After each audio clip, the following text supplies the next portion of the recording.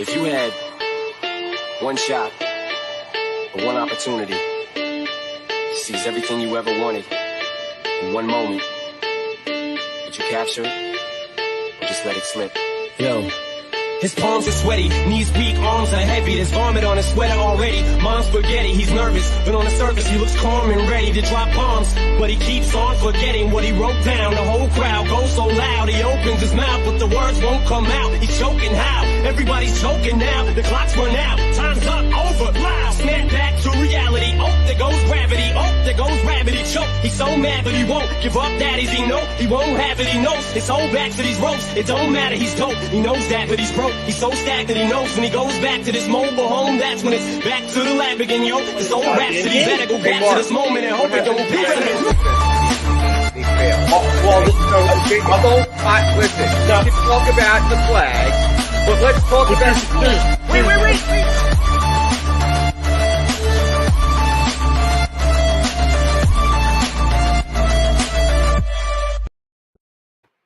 And a very good morning, everybody. Welcome to Trending in the AM right here on DSM Media. We're live 15 minutes early because we have such a jam-packed show. I knew 1 hour was not enough time, so we're coming to you a little early. Hopefully you got the message. I am your host, Phil Stiefel, at Beard and Knowledge on Twitter. Joining me today, as always, my main man, Jason Voorhees, at Mustang3651. We got lots to talk about today. NBA free agency, the Sixers making moves, other teams making moves. We got the Phillies. The Bats come alive on the last day of June to avoid the sweep with the Braves. And then join us, special guest Ed Kracz from Sports Illustrated, Eagles Maven, Eagles Unfiltered, all the different stuff he does. He'll be joining us at 9 a.m. We're going to talk some football. We're going to talk some Eagles. So we got so much to talk about today. Today's a special day. We cannot call it Football Friday, Jason. It is Bobby Bonilla Day. No, it's the funnest day of the year. Bobby Bonilla will collect his $1.2 million check from the New York Mets today, as he does for like 30 straight years. I would love, Jason, I always say it, I would absolutely love Bobby Bonilla's agent. It would be really great to have him negotiating deals for me, because that guy got Bobby Bonilla a bag for life. How you doing, Jason? I actually loved Bobby Bonilla back in the day. I was a closet fan. I love it. Barry Bonds, Bobby Bonilla, when they were with Pittsburgh, was a good deal. As kids, we used to imitate batting styles. And when he was with Pittsburgh, he had this really, really weird, funky batting style. He'd always like lift his arm up over his face, and we would always try to mimic that. And he was actually, when he was with the Pirates and playing with Barry Bonds, and Doug Drabeck was the main pitcher. Andy Van Slyke was on that team. They had a pretty good squad there in Pittsburgh. They never got over the hump and won a World Series or anything, but they had a pretty good squad. The youthful Phillies fans don't realize that the Pirates were in our division for a very long time, back when there were only two divisions in each league. So Pittsburgh and Philly was a pretty big rivalry back in the day. At least it was to me. I enjoyed beating up or losing at that time to the Pirates a lot. So I don't know about you. Absolutely. Yeah. So real quick, before I do got a little bit of business to take care of here to start.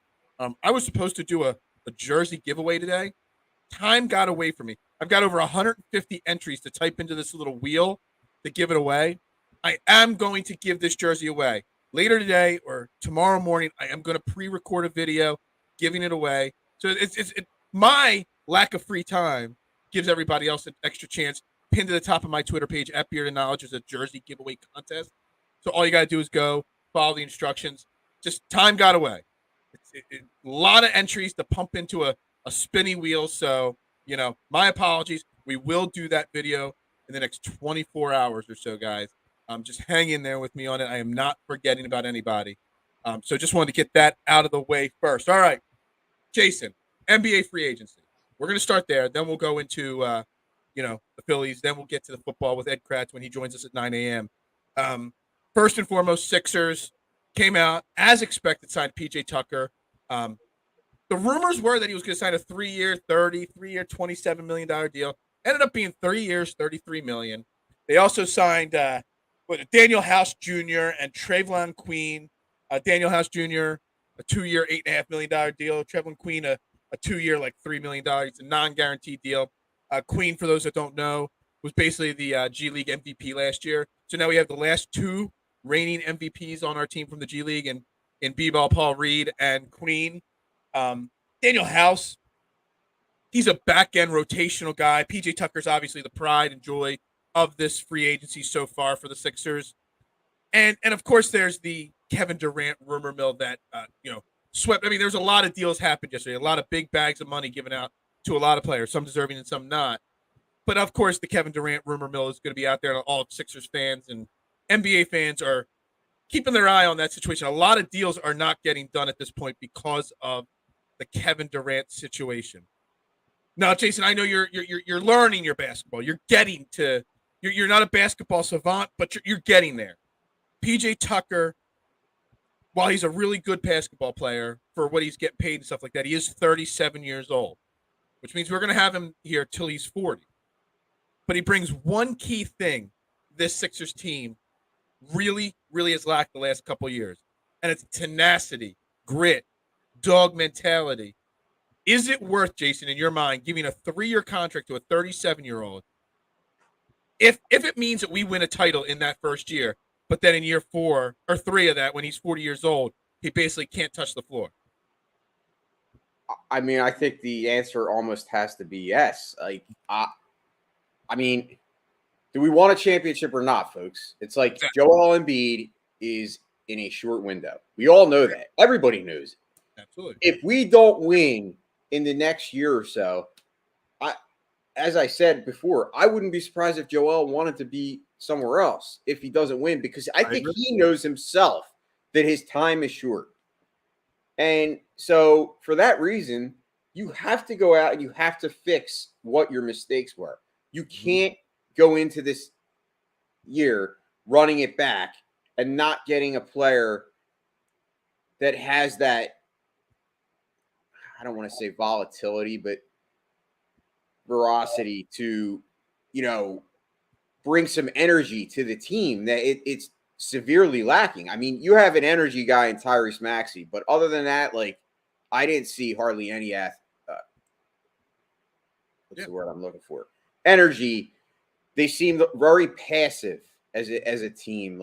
Not, I know basketball is not super physical as far as it's not like football, but you still have to throw your presence around. You still have to show the other team that you're in the game. And I think from what I can see, this PJ Tucker brings that to all of that. There's a lot of people that are super excited about PJ Tucker, and I am to an extent. But people got to realize it's not like PJ Tucker is going to be putting up 15, 20 points a game, grabbing you 8 or 10 rebounds. I mean, PJ Tucker played last year for the Miami Heat. He averaged 28 minutes a game. He scored 7.5 points. He shot almost 42% from 3, but he only took 2.7 shots a game. So it's like he's making 2 out of every 5 shots, and he doesn't even take that. He takes 1 or 2.5 shots, makes 1 of them a game. So his value is on the defensive end. His value is on that, holding other players accountable. Everybody knows I'm a big Tobias Harris fan. Tobias Harris is a very, very introverted, kind of passive type leader. He doesn't get in your face. He's not going to call you out. But PJ Tucker, on the other hand, is going to get in your face. He is going to call you out. He's going to dive for that loose ball. He's going to maybe just have a little jimmy leg and accidentally elbow somebody.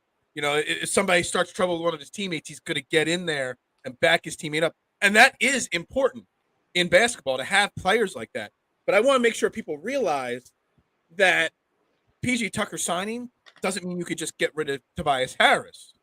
Tobias Harris is still a very valuable part of this team, because you signed yesterday Daniel House, PJ Tucker, and Trayvon Queen.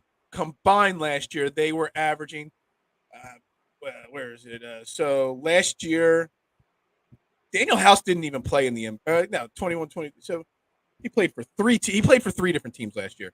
Averaged 5.9 points a game. Trayvon Queen played only 10 games last year. He only averaged 4 points a game. So you're not getting huge stars here. And I want people to realize that. And that's the thing. People are jumping up and down for PJ Tucker and Daniel House, and all these guys obviously all played for Daryl Morey in Houston before. Basically, it is just like the joke is, we are the Philadelphia Rockets now. But but they're all role players. And I'm not trying to take anything away from any of these guys, but they are all role players. Now, they all play their role very well, which is something we lacked last year. Korkmaz, Shake Milton, George Niang, they were forced into roles that they weren't comfortable or capable of handling. Now we've got guys that can go into these roles and actually, they feel comfortable in the roles. They're not going to be like, PJ Tucker is going to play 25 minutes a game. He's not going to be like pounding his feet on the ground saying, why am I not playing 35 minutes a game? He's going to know his role. He's going to play it. Daniel House is going to be did not play coach's decision several times this upcoming season. He's not going to get upset. He's going to know his role. And that's what I like about these moves. And to the crowd that wants to call it the Philadelphia Rockets, one thing that Houston Rockets team had or did not have back when James Harden, Daryl Morey were leading it, trying to get to the finals, they never even got to the Eastern or Western Conference finals. They did not have Joel Embiid in the center of that lineup. And that's how good Joel Embiid is. Like, you put Joel Embiid on any star team, he makes that team better. So while we're calling it the Philadelphia Rockets, this team has Joel Embiid. So that's a big factor in there as well. But having role players that can manage their roles and understand their roles is so. Jason, how many times did I complain about Furkan Korkmaz having to be the backup point guard last year? You know what I mean? When he shouldn't have been seen other than him. These moves that were made are building. Like we bash Glenn Rivers on the show all the time, but what was Glenn Rivers supposed to do? He had nobody else other than Furkan Korkmaz and Shake Milton. Now we can see if Glenn Rivers can actually coach when he's got proper players to put in the right positions and all. And let's be honest, this is not the end of the road. The Sixers are going to make more moves. Whether it's Matisse Thybulle being traded, whether it's Shake, Korkmaz, you're only allowed 15 guys on your roster. They have 16 guys, and they want to bring in more guys. So there are going to be trades that happen this weekend even. You can't have 16 guys on your roster. Well, they only have 15, but James Harden's going to re-sign. So they're going to have to make more moves. And Jason, the more moves that are coming, I think would have happened already if it wasn't for one Philadelphia Union part owner, Kevin Durant, asking for a trade out of Brooklyn. And every team that has a remote chance kind of had to hit the brakes and be like, yo, we got to see if we got a chance with Kevin Durant first before we make any more moves. Now, I ask you, I've said it before, I'm all in. I mean, if you're all in to win a title and you've got a chance to get Kevin Durant, it means you have to give up Tyrese Maxey, sign the check right now. But are you all in? If you could get a player of Kevin Durant's ilk, would you trade Matisse Thybulle, Tobias Harris, Tyrese Maxey, 2-3 future for literally go all in to put Kevin Durant, James Harden, and Joel Embiid together on the court? I mean, let me be honest with you. I'll make this perfectly clear. I would trade Tobias Harris, Maxey, Thybulle, and 5 first-round picks for Kevin Durant. I think Kevin Durant right now is a top 3, top 5 NBA player.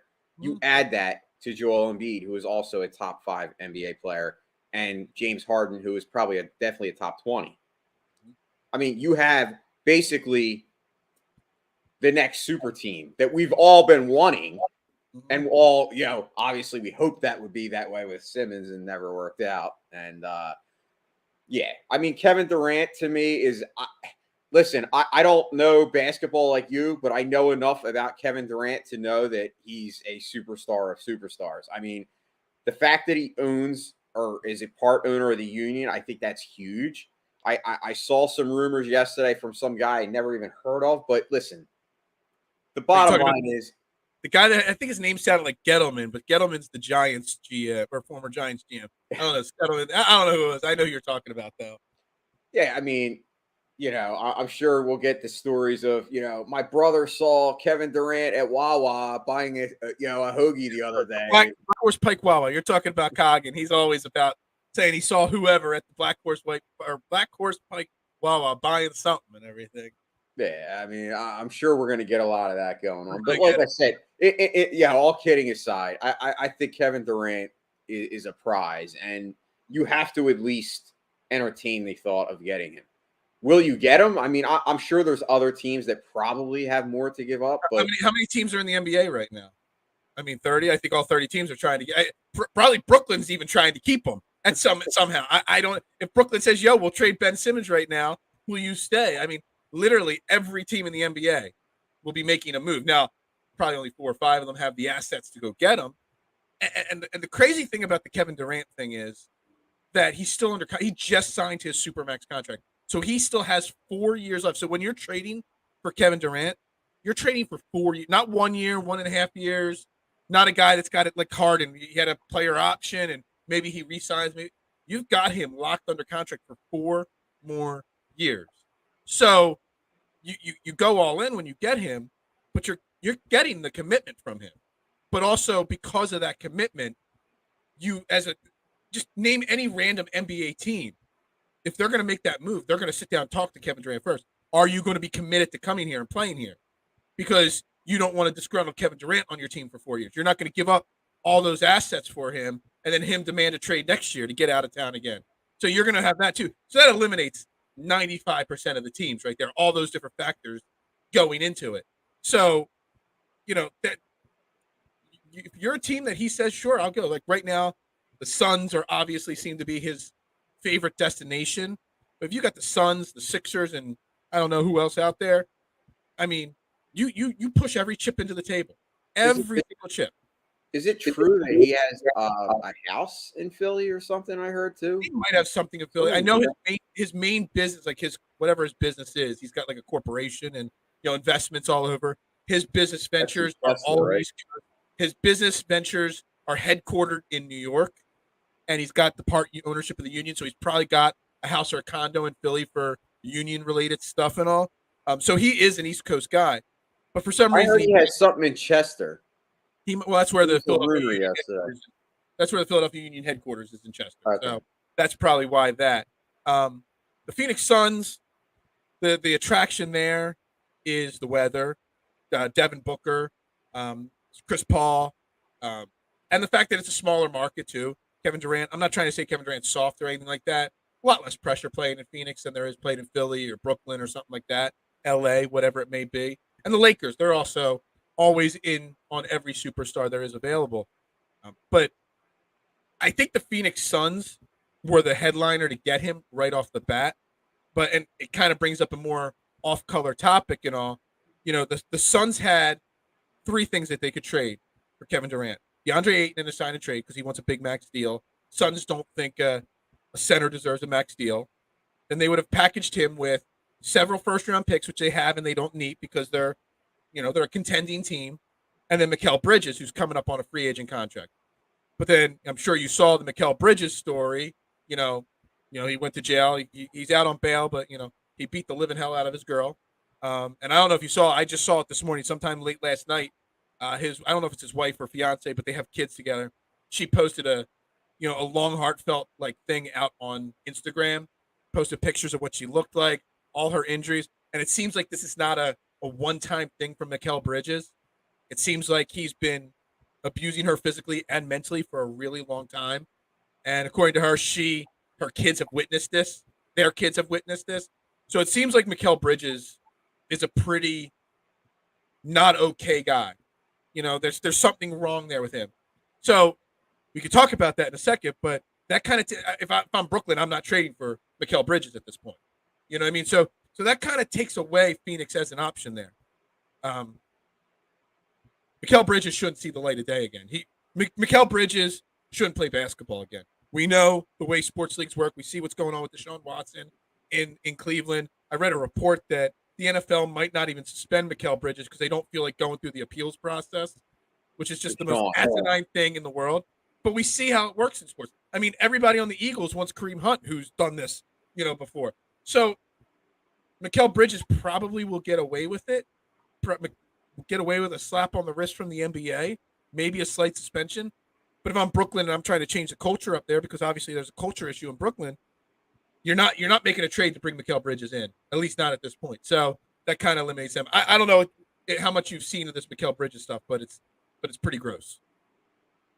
I mean, I don't have to see anymore. You just told me what I need to know, and yeah, I'm not a fan. That's disgusting to me.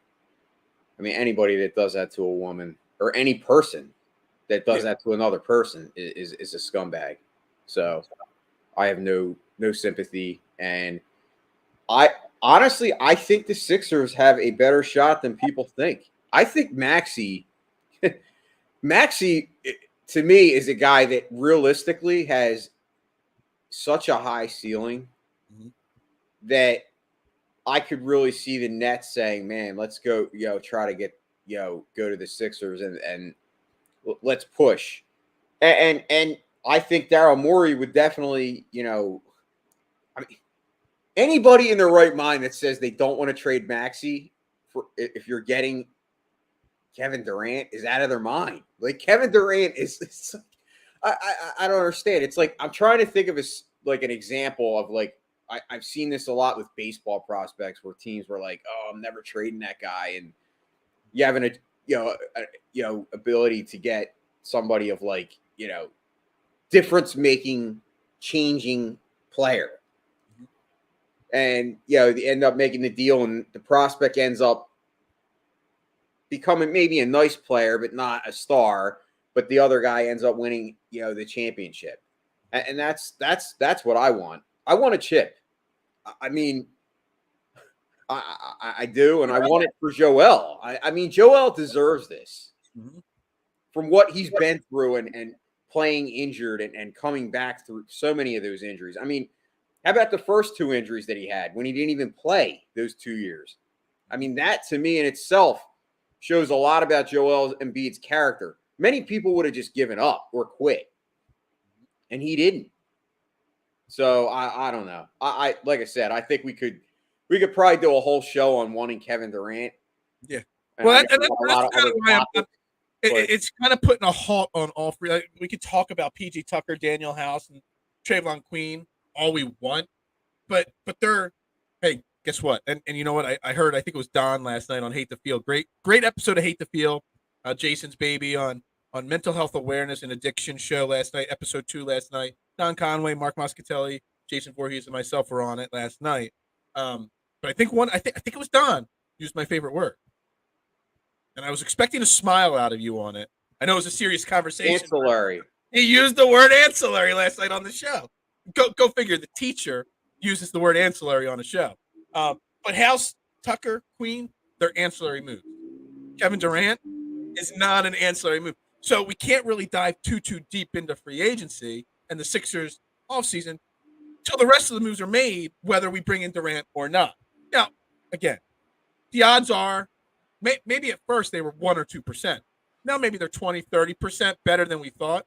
But still, it's very hard to pull a deal like that off. It really is. So, but I think we can hold off on too much of it, talk-wise, till we see. You know what I mean? I do want to run down some of the other deals that were made, though. I was just real quick. I was going to say, I think this is probably why you haven't seen Tobias traded yet. Because I think Morey knows that there's other guys that kind of are the apple of his eye. Like, whether it's Kevin Durant or Bradley Beal. And, like, honestly, if you're going to get one of those guys, you're definitely going to have a guy like Tobias. Because obviously with the contract. Now that Bradley Beal signed his Supermax extension, so he signed a 5-year, $250 million deal yesterday. So, first off, the way the NBA works, when you sign a deal, not an extension, a deal. Like, so Beal was an unrestricted free agent, so he signed a deal. Anybody that signs an unrestricted free agent deal cannot be traded till a certain point in the next season. I think it's like December or something like that. So now Bradley Beal is off the table for the moment. Okay? Unless he hasn't officially signed that deal yet. Unless it was kind of like just hands shook upon and all that kind of stuff. But once a deal is signed, now if you're a restricted free agent or if it's an extension, it doesn't play into it. But when it's a free agent deal like that, you can't be traded right away. But Bradley Beal even if you were able to pull that deal off, now that he's getting $50 million a year, you can't just trade Tobias. You would have to trade Tobias Harris, Matisse, and more to get Bradley Beal player-wise because of you got to match salaries. He's making $51 million a year. You got to trade him. Tobias only makes $37 million next year. So you kind of got to find more salary fillers there to balance that out. I mean, there were some bags given out yesterday. Beal got 250. Jalen Brunson got 104 over 4 years. And Anthony Simons, Portland gave him $100 million. Lou Dort is one that I love. Oklahoma City Thunder, unrestricted. I mean, he was never drafted. He was a G League guy, and literally quickly, within 2 years, he got a 5-year, $85 million deal. This guy was making pennies in the G League just a short period of time ago. He's kind of like I've talked about the Thunder are doing the process without calling it the process. And it's kind of like a TJ McConnell or Rashawn Holmes, the one or two guys from the process era that turned their opportunities into legit NBA careers. Because a lot of the guys that played for the Sixers during that 10-win season aren't in the NBA the next year. But a couple of those guys were able to use that opportunity. And Lou Dort's one of those guys. Lou Dort, nobody knew who Lou Dort was 2 years ago. And now he's getting paid big money. So big ups to him for that. But then, of course, you got all the extensions handed out. Nikolai Jokic, the 2-time MVP, he's got a 5-year, $270 million extension. That's 5 more years that the Denver Nuggets will not make a deep run in the playoffs. John Morant already got a big extension. Devin Booker, huge extension. Karl Anthony Towns, huge extension. Gary Payton Jr. got a big deal to stay with to go to Portland. Devin Booker. Lots of money handed out. I don't know about you, but I kind of feel like NBA free agency. It's like the NFL free agency. The first day, it's just rapid fire. Everybody just keeps signing, and all these teams give out big deals. And it's not like in the NFL where they're only partially guaranteed. They're fully guaranteed all these deals. It's so monopoly money. It really is. It is. That's a perfect example because I mean they just give out this money and they don't realize that they're overpaying a lot of these guys because they want them. Or if you lose one guy, you got to overpay another guy to make it. Dude, these guys are going to regret so many of these contracts, these teams. But they just do every single year. They just keep handing out these big money deals. It's insane. Completely insane.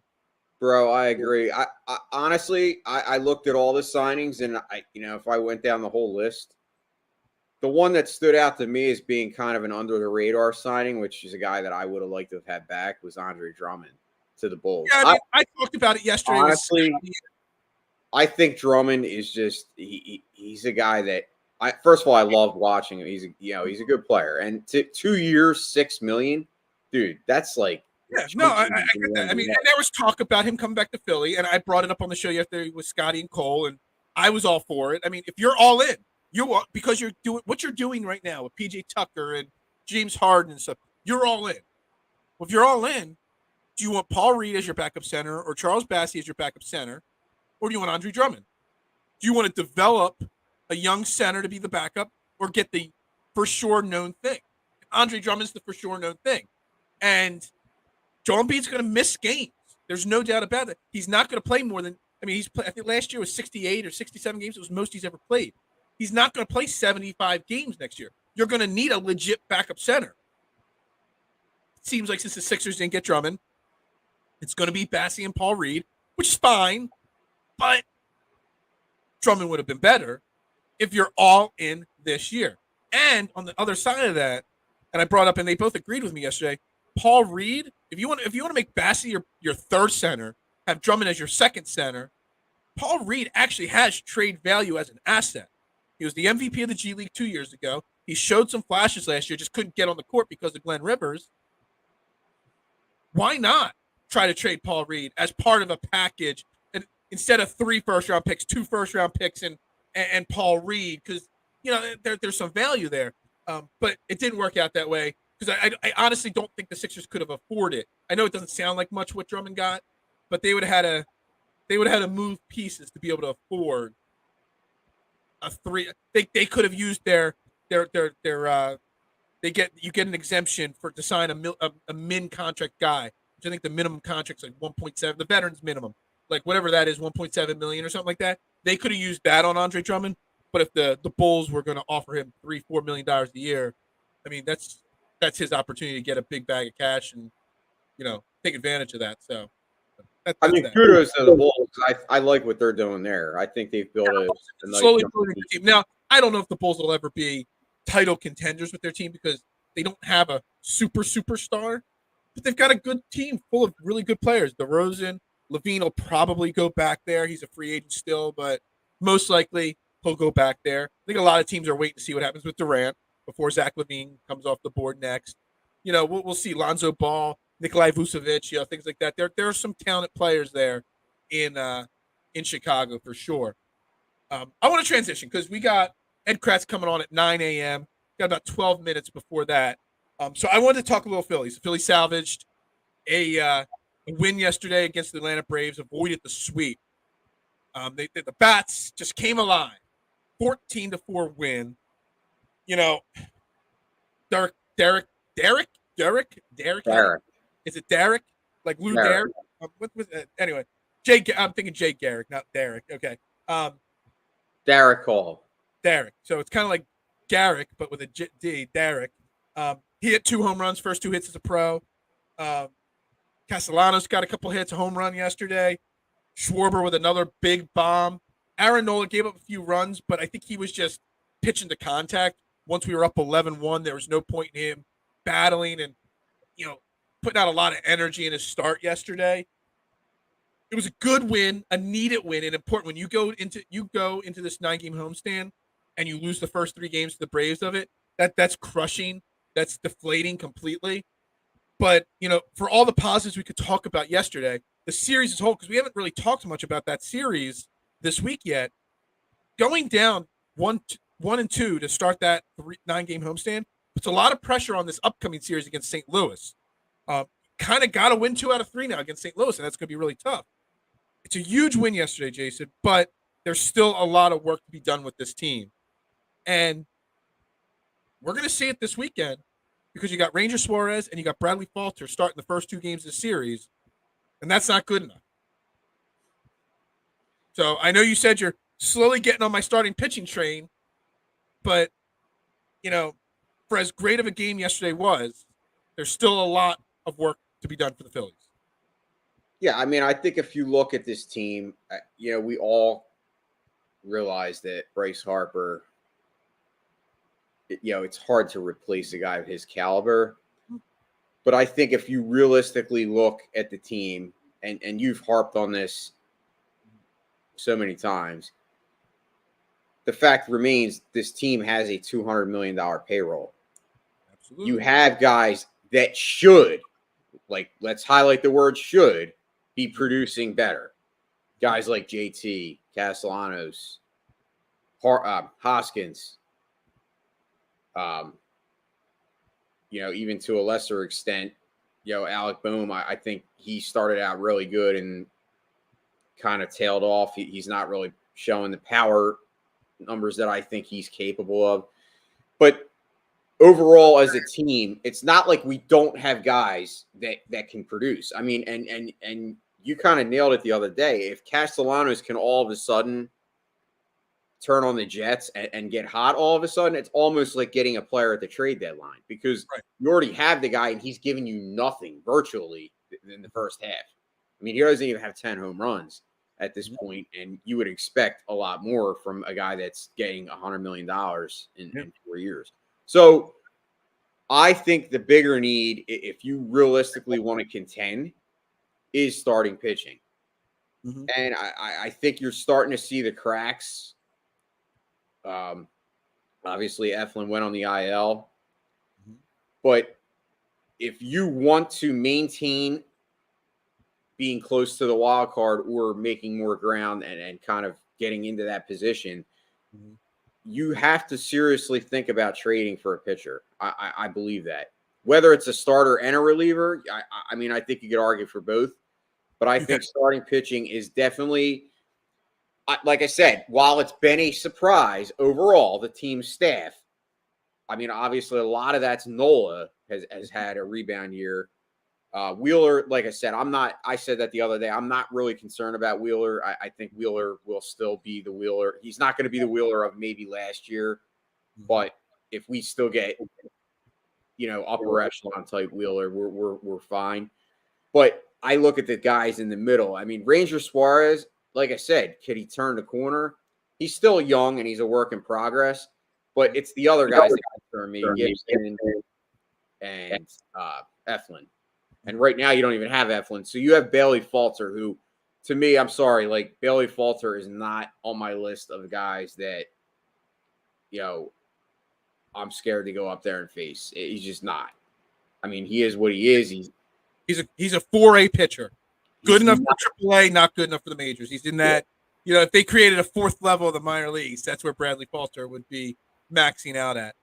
I look at last night and, it's the end of June.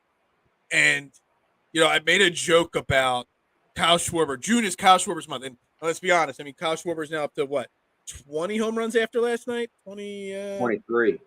23 homers and 50 RBIs.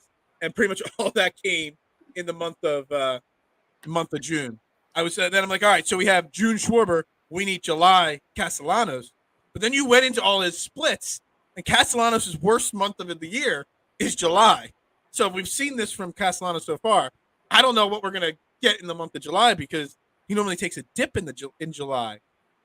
If Castellanos isn't the guy, Schwarber better be prepared to match June in July.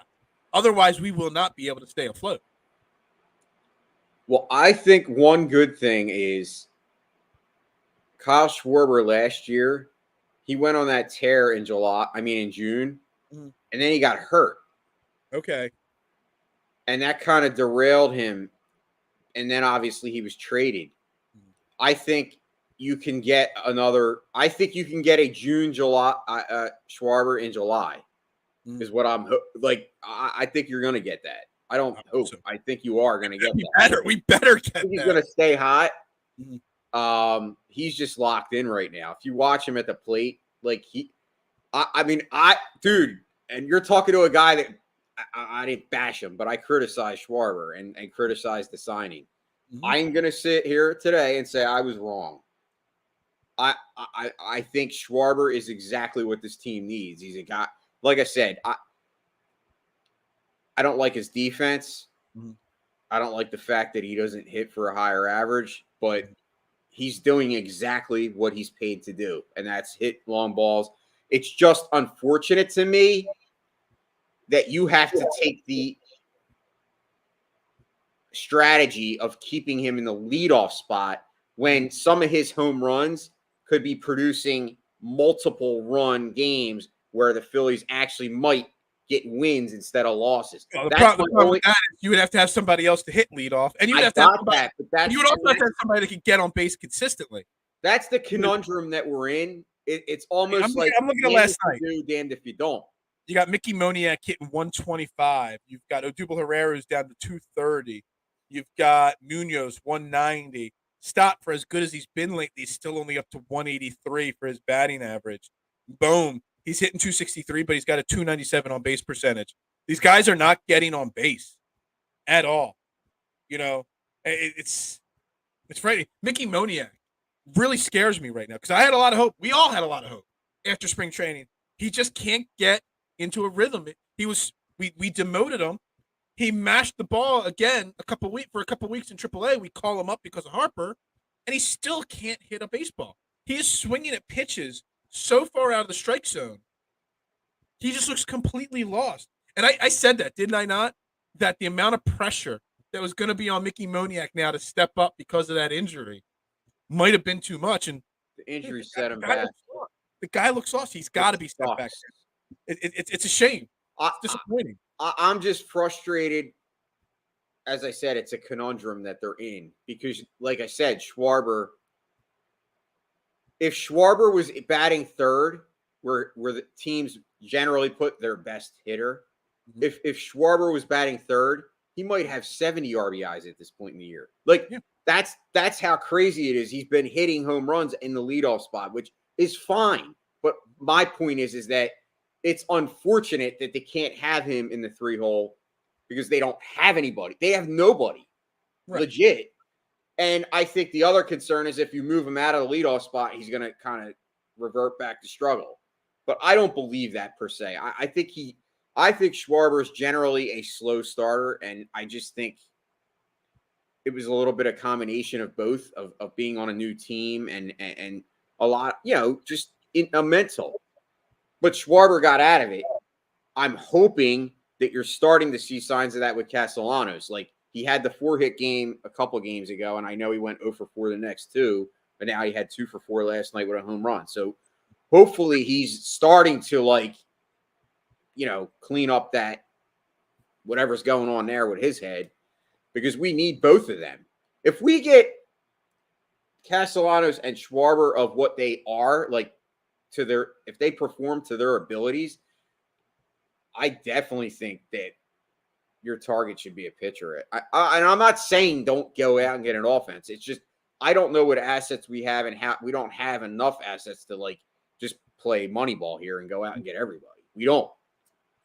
And then the concern is okay, well, how much do you have to tread water? Like I said, if Harper really is going to be on the lower end of the 6 to 8 weeks, if it's only 6 weeks, I mean, that's going to be here like that.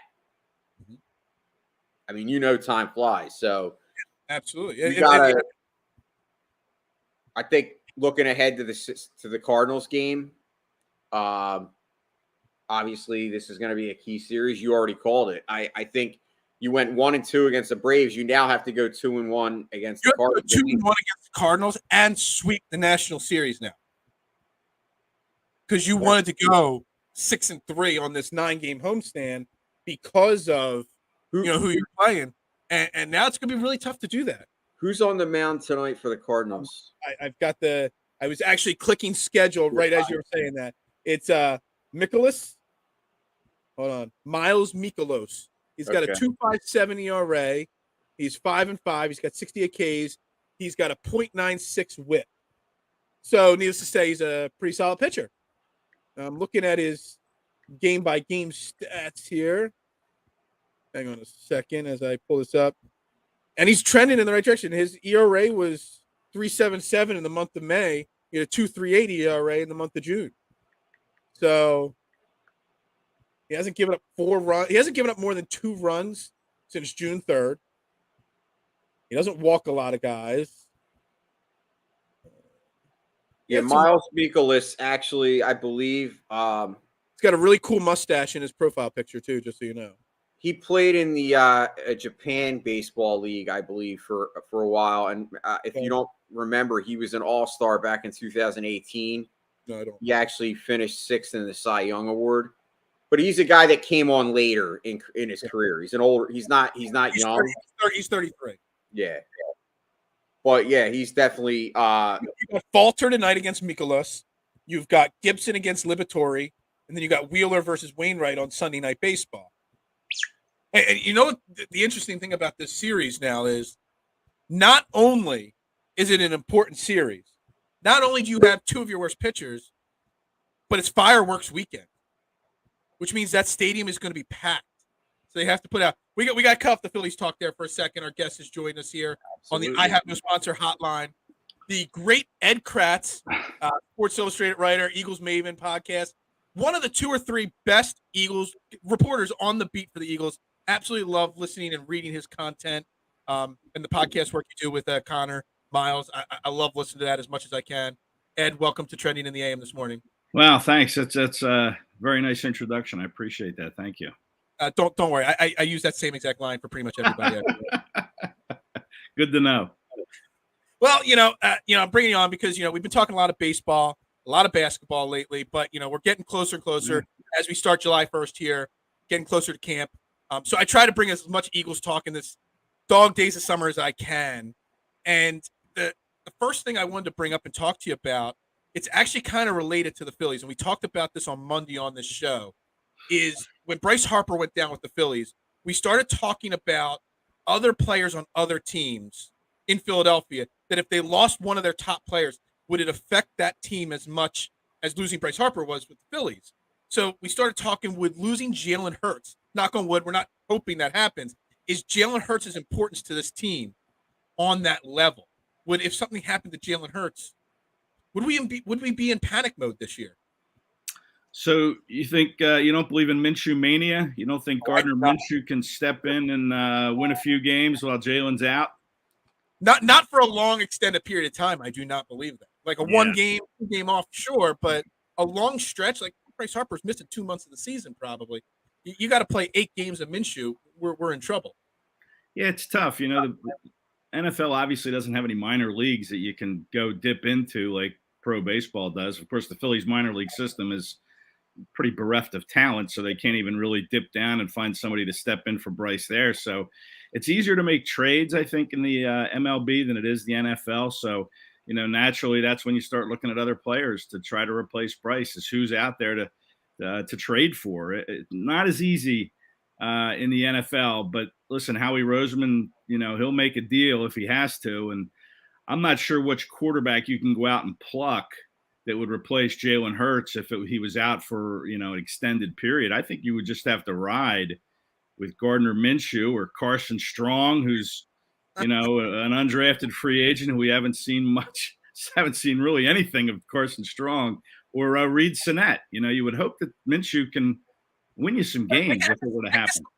Point is that I'm on the side that believes in Jalen Hurts, and I believe he can put the work in. And I mean, you see them at practice a little bit more than we do here at home.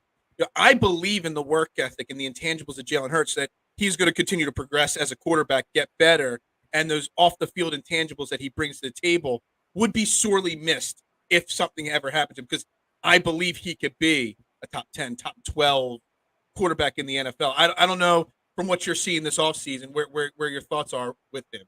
Yeah, I'm in the believe in Jalen Hurts camp too. I think he can be a, I don't know, like you say, top 10, top 12, maybe higher type quarterback. And it's going to be all dependent on Jalen Hurts, right? Because Howie gave him the pieces. He's got pieces around him. So he has to show that, it's his job. And I think he will. He's 23 years old. He's coming back into an offense for the first time in 6 years. He hasn't run the same offense, so that familiarity should help. Players around him, the guys in the locker room, really love Jalen Hurts. They love what he brings, the intangibles. And, just playing on that theme, if something were to happen, I think players would rally around Minshew too. I mean, that guy's – remember last year when he won that game with the Jets? I mean, he was just a fun guy to talk to after the game and to listen to what he had to say. And, I think players would rally around that, but Jalen Hurts does have to stay healthy. I mean, that's the guy that you really put all your marbles into the basket on. So, you hope that he can stay healthy, and you hope that he progresses. He said something interesting this offseason about how he's still trying to figure out what an offseason for him looks like in terms of how do I improve. He's still trying to figure that out, and that was kind of telling because he went to California this past year and worked with those noted quarterback whisperers, Tom House and company. And, maybe that will make him better. But again, he's still trying to figure out what is going to make him better in the offseason. It looks like he got stronger. I asked him when I saw him, during OTAs if he gained weight lost weight. And he said, no, he's still 221 pounds and strong as ever. So maybe he just repositioned it a little bit because he looks stronger. There's no doubt. And I guess in the OTAs, there's a lot of coming out that his throwing motion looked a little different. Did you see that? It was, obviously it looked different, but, was it a more effective motion? Yeah, and I think some of that has to do with the fact that he's familiar with the offense. So he knows where he's going with the football a little more quickly with some of the plays. There are some plays, obviously, where he got the ball out quick, but I think he's a little more confident knowing where he wants to go with the ball, and I think that was part of it. But you could see a little bit more of a delivery. It was more of he seems to be more flexible, using his upper body a little bit more to drive the football. So, we'll see if that translates once training camp hits and then the regular season starts. But yeah, he did look a little bit different. But again, I think a big part of it was him just being more comfortable and knowing where to go with the ball. The more comfortable with the ball. On this show, we get all the Jalen Hurts haters come into the show, into the comments section of the show all the time, and they keep saying, going with the ball, that's kind of his biggest weakness. They always say the one read takeoff guy. Right. And I've been talking, since probably even 4 or 5 weeks left in the season last year, that is teachable. At least in my opinion, you could teach somebody how to read a defense. You could teach somebody how to process that information. You've been covering football for a long. Can you teach that information, or is that just all mental and stuff like that? Yeah, no, I think you can look at tape, and evaluate tape. But I also think, and Nick Sirianni said this, that it just comes, that decision making comes with the more reps you get over time, that building of, being able to see things and understand what you're seeing. And, that's why, years ago, these rookie quarterbacks would come into the league and they would sit and watch so they could kind of learn how to see things and read defenses. And now you're not seeing that. You're seeing these rookies come into the league, starting right away. And, some guys it'll click for, but it's a struggle. You have to be able to see things over the course of time to understand what you're seeing. And I think that's a big part of it, that decision-making that, we have to allow for Jalen Hurts. This is his real second year as a full starter coming up. So, and that's another reason I believe in him, because I think he will understand. The more he plays, the more he'll understand where to go with the ball, how to read a defense, where the pressures are coming from, all that stuff that it takes to be a successful quarterback. I think he'll be able to master that, heading into his second season here. And let's not discount all the, his real rookie year. I mean, I considered last year everybody from the year before were still rookies because of all the COVID protocols that were in place and, the lack of on-site and in-person learning. We know Jalen Hurts will put the work in, and now he's actually got, there's even less, restrictions this year as last year. So he actually has the time to be there and put that effort and work in on a daily basis. Yeah, absolutely. That can't hurt, right? I mean, they are on the field, they're doing things. It's not just virtual or, a lot of classroom work or, just a couple guys out on the field at once. It's everybody's together. Everybody's learning about other positions as well, which is helpful for any player really to know what the guys around you are doing. So, that's all going to help, I think, Jalen Hurts. Now, he's got the year to prove it. We all thought last year was going to be the year, and he took them to the playoffs. You can say what you want about, the quarterbacks they beat, and it wasn't a very good list of quarterbacks that they played and beat, but you can only play who you play. And the thing with Jalen, though, is, I mentioned the injury. You started off the show by talking about the possibility of injury, and I think he needs to run less. I mean, he used to be that one read takeoff guy.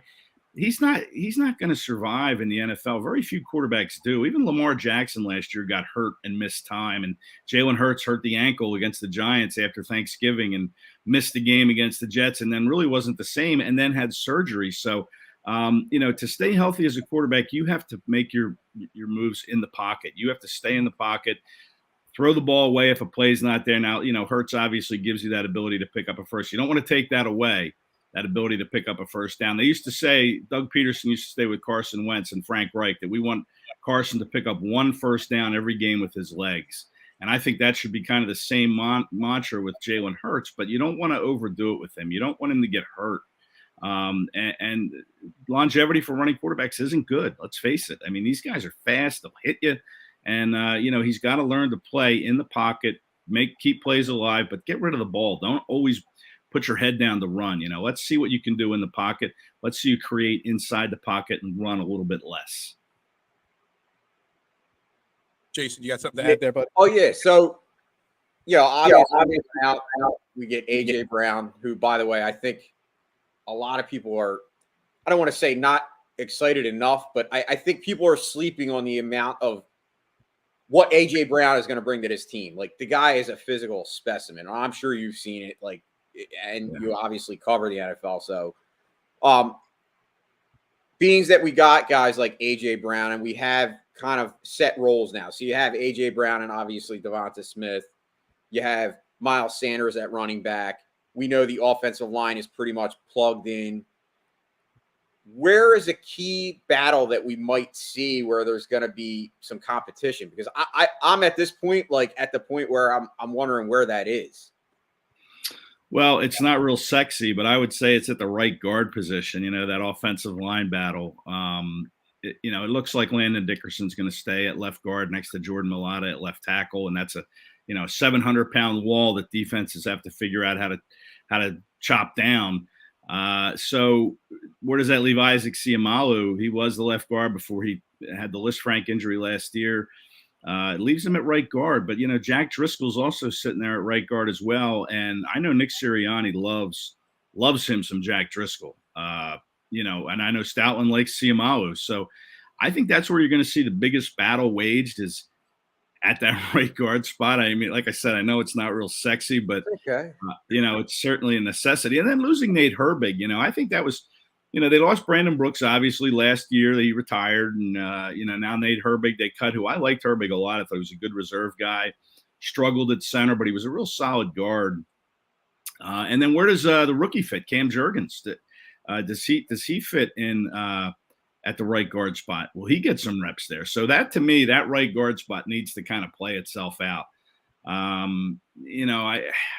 really don't know where else any competition would lie, to be honest. Maybe at the safety spot after they add Jaquiski Tart, maybe him and Epps kind of battle it, or Anthony Harris. That safety position has to sort its way out too. And, maybe Anthony Harris doesn't make this team, depending on how Epps looks and how Kayvon Wallace looks. So, safety is another position with a few guys I think you need to kind of keep an eye on as well. But other than that, I think you're pretty locked into how the pecking order is going to be, starting, playing, finishing, all that stuff. I think it's pretty much in stone at this point. It's kind of like, I don't remember an Eagles camp opening up, in a couple of weeks with so few, battles, if you want to call them. I mean, there's intrigue. There's the young kids, the rookies play, and you got now all of a sudden, I don't have my notes in front of me now, the kid, the wide receiver, that's the Olympian. Some people are hyping up about, watching him, and, he's a long shot to make the team, but seeing him. But the real battles, there's not many. And I love that you brought up the offensive line, because I'm an old school guy. I love talking about trenches in football and the offense and defensive line. And I think they are the best battles right there. The right guard specifically, the backup, linemen and everything. You talk about Sayamalu, and I'm going to throw Andre Dillard in there as well. Howie Roseman loves to wheel and deal, and he loves to trade guys, bring in more assets, whatever. If Sayamalu doesn't win that job, and you put Jack Driscoll there, or if he does, do you and Sayamalu wins that right guard job, do you move, or do you see Howie Roseman moving Sayamalu or Dillard, whether it's for future assets or for a safety as part of a package or anything like that? Yeah, listen, I think you have to be careful when you talk about moving offensive line pieces and trades and such, because it's obviously it's a position that takes its toll physically. I mean, it's very rare when you see an offensive line play all 16, or in this case 17 games together without any kind of injury. So you have to make sure your depth is how you like it. So whoever doesn't win that right guard spot, Sayamalu or Driscoll, without Herbig, I mean, I would say, yeah, sure, move one, but they let go of Herbig. So now that's a depth piece that's gone. Now, if you trade Dillard, who's going to back up, your left tackle, Mailata, if he goes down, or even Lane Johnson, because Mailata moved over to fill for Lane last year when Lane left with to battle his anxiety and depression issues for 3 or 4 games. So who's gonna be there? Is it going to be Brett Toth, who's coming off an injury, who probably won't be ready to start the season? Is it going to be LaRaven Clark, a veteran who's 30 plus years old? I mean, you have to be careful when you say, hey, let's just trade this guy because we have a lot of offensive linemen. You have to make sure your depth is where you want it to be before you just go, willy-nilly trying to say, hey, let's go get another safety or a cornerback or whatever it is we need. I'm not saying they won't do it, but they just have to make sure when they look in-house and they start looking at their depth chart that they've got those backup positions, as good as they want them. I love your answer, because basically I phrase my questions to validate my opinions, because that's basically what I've been saying all offseason when everybody's like, trade this guy or trade that guy. People forget about 2 years ago when we had 17 different starting lineups in 16 games. You know what I mean? Because you lose one guy, then the domino effect starts to happen. Yes. And that just kills it. And if you can have one of the best starting offensive linemen and then have a backup at every position that could start on any other team, it seems redundant, but people forget how bad. What was the dude's name fixing his gloves? I blocked his name out of my memory already, because he was so bad. Brown or whatever his name was. Yeah, I can't remember. People forget how bad it was. So just trading away these guys doesn't make big picture sense all the time. Yeah, and again, if they see Cam Jurgensen progressing as he learns how to play guard, he was a 3-year starter at center for Nebraska. It's not going to be, an easy, seamless transition like Dickerson. I mean, Dickerson played some guard, so it was easier for him to go from center to guard. It's going to be interesting to see. But if they like what Jurgens is showing them in camp, as learning how to play guard, and they feel comfortable with him possibly being a backup to Driscoll or Sayamalu or whoever wins that right guard, and even on the other side with Dickerson. I mean, he was fortunate to get through the season last year, but we all forget, there was a lot of concern when he got drafted of the injuries that he had throughout his college career. So, you got lucky to get 14, 15, whatever it was, many games from Dickerson last year. But again, you have to make sure that if something were to happen again to him, that you have somebody that can step in. Now, Jurgensen might change their opinion on how they feel about the depth, and they can say, hey, yeah, maybe we can trade Siamalu or Driscoll because Cam's doing a great job learning how to play guard. But again, these are things that'll play out in camp. All right. So one final question, because we only have a few minutes of your time here. The rookies we had on paper, because always on paper, until you see them, how we had a very successful draft class this year. I mean, so we got the Nakobe Dean injury issue. Maybe it is, maybe it isn't. You've got Jordan Davis, who some people hated. I love the idea of Jordan Davis in that rotational defensive line. Which one of the rookies are you most excited about, and what you've seen in the OTAs so far? Has any of these rookies really stood out to you a lot? Yeah, it's hard. It was hard to tell in the OTAs. You guys probably know we weren't out there more than 45, 50 minutes. The team hardly practiced. Mm-hmm. I mean, it's beyond me why they don't practice more, but it's so that's old school guy. That's us old school guys. Remember Levi and exactly up there at college, yeah, right. But I think Jordan Davis. They traded up 2 spots to get him, and he's going to be the anchor, and you hope that he's in condition. I think he will be. He loves the game. He's passionate. He seems like a fun guy to be around for his teammates. Certainly when he met the media a couple times, he's very engaging. But I think of all the rookies, probably him is who I think will probably have the biggest say for playing time this year. And he's going to be a pretty important guy in the middle, I think. He's hopefully going to free up the linebackers, which they invested a lot in. We all talk about the linebackers and the Eagles not really putting their resources into the linebacker. I mean, they drafted 2 in Nakobe Dean, who I like, and I think will help this team at some point, but he's got a bigger hill to climb for playing time, I think, at least early on, than Jordan Davis. But I think he will make that climb, and I think he'll help this team as the season goes on. But, then they drafted Kyron Johnson, another linebacker who, is more of kind of an edge guy, an overhang player, as Gannon likes to call these guys now, these guys on the edge that overhang your defense. So, and then they signed Hassan Reddick and Kaiser White at linebacker. I mean, that's 4 new linebackers that they brought onto this team, which is amazing. And to me, that's a real strength now, I think, of this defense if they play to their capability. But to answer your question, little sidetrack there. I think Jordan Davis is going to make the biggest impact. Now, you have to keep an eye on, too, like Grant Calcaterra, the tight end they took out of SMU, who has a little bit of history when he was at Oklahoma with Jalen Hurts. The Eagles have Jack Stoll as that backup tight end at this point, but he's not considered a real pass-catching threat. Obviously, he barely caught the ball last year. Good run blocker.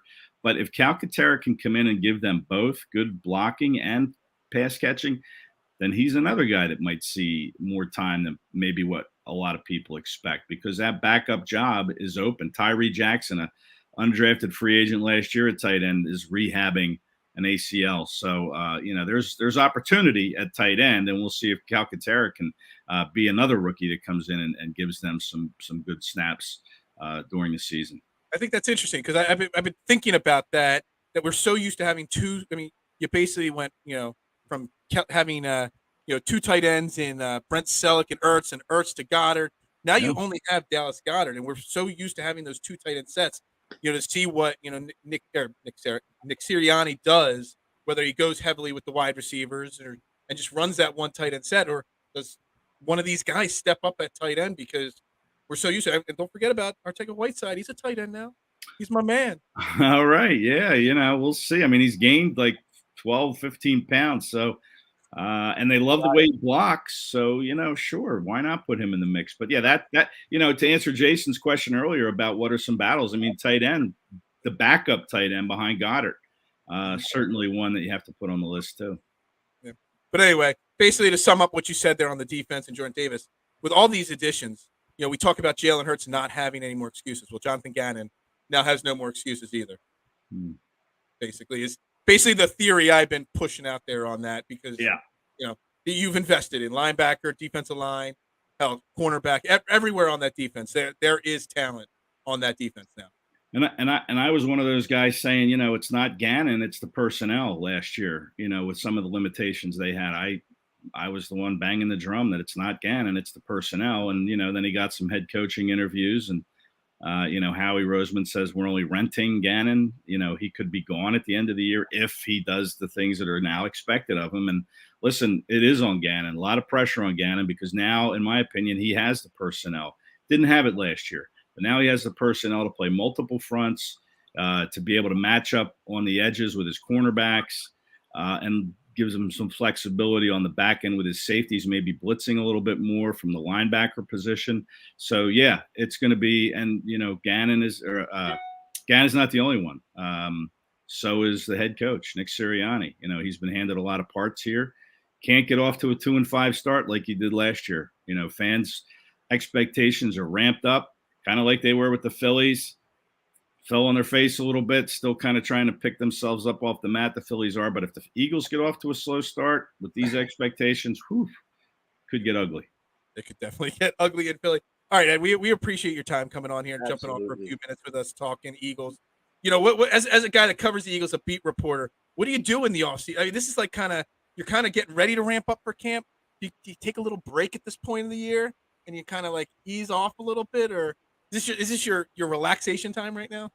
Yeah, I try to have, fresh content on the site every day, at least one story, just, because the fan base, I think, really wants to read about the Eagles year round. So, but yeah, it does back off a little bit this time of year. So you try to enjoy the time and, relax a little bit, read some books, hit the beach, whatever, go. So are you a golfer? Go hit some golf balls, what I mean? Yeah. I used to hit a lot of golf balls. I don't play a whole lot anymore, but it is definitely more relaxing.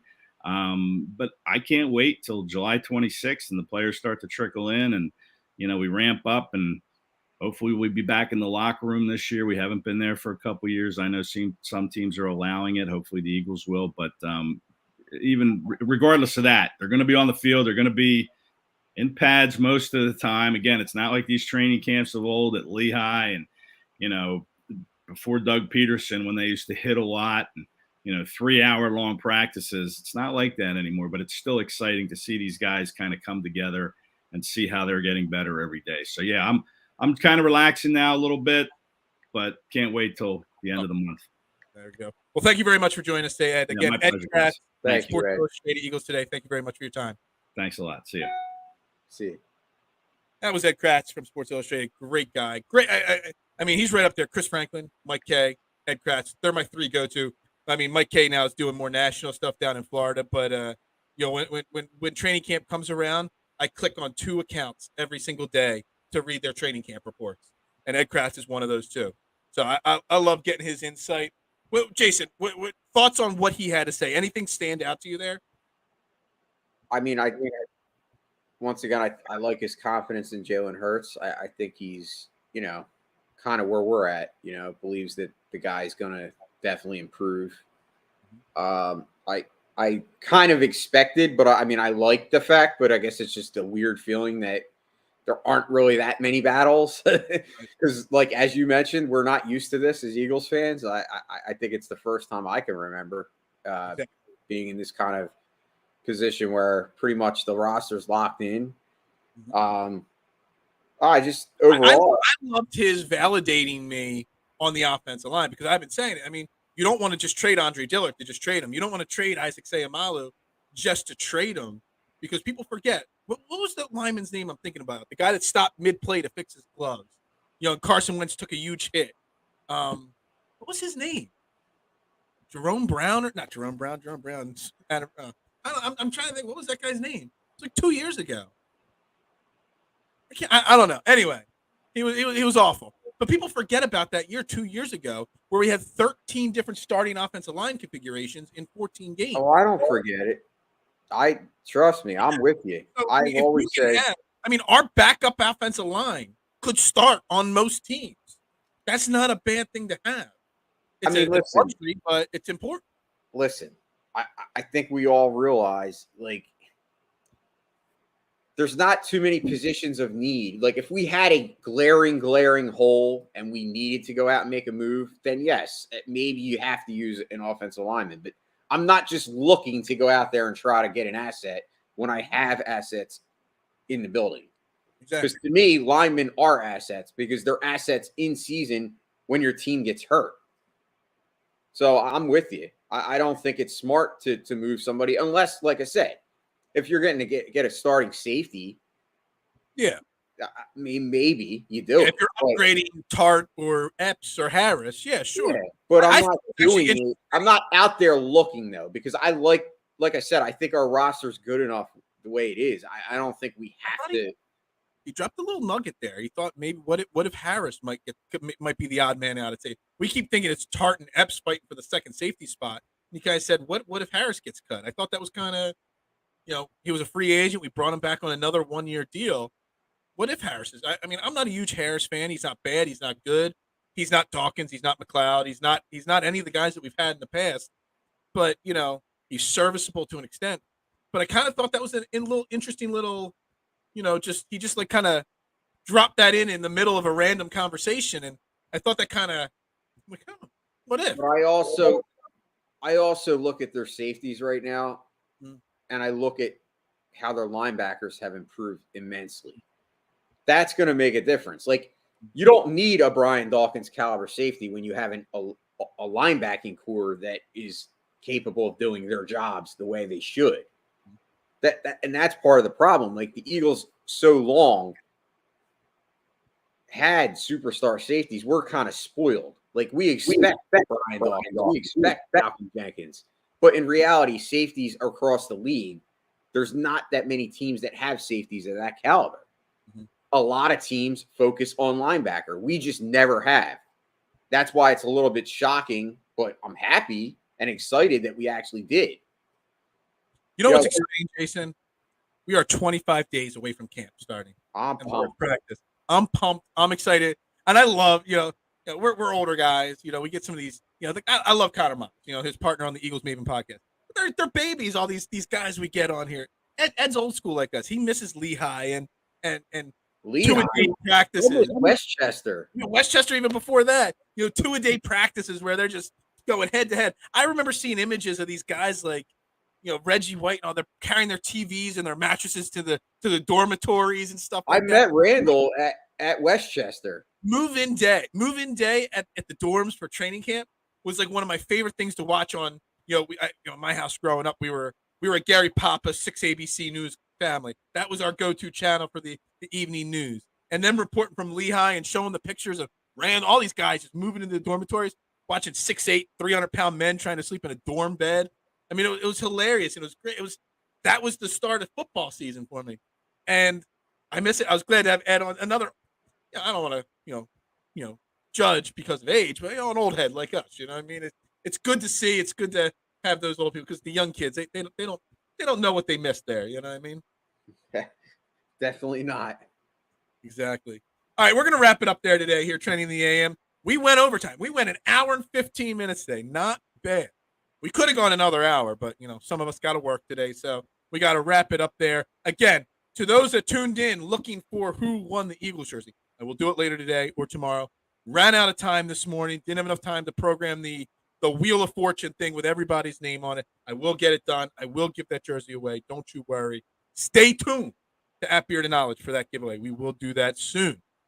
Everybody, it's been another fantastic week here on Trending the AM. We'll be right back next week with more great episodes every single day, 8:30 a.m. Make sure you're following us, Facebook, Twitter, Twitch, and most importantly, on YouTube. Hit the thumbs up and hit the subscribe button on this video. We greatly appreciate it if you do that. For my main man, Jason Voorhees, at Mustang3651. I am Phil Stifle at Beard of Knowledge. Everybody have a great day, a great weekend, and, we'll see you Monday. Ring the bell. Go Birds!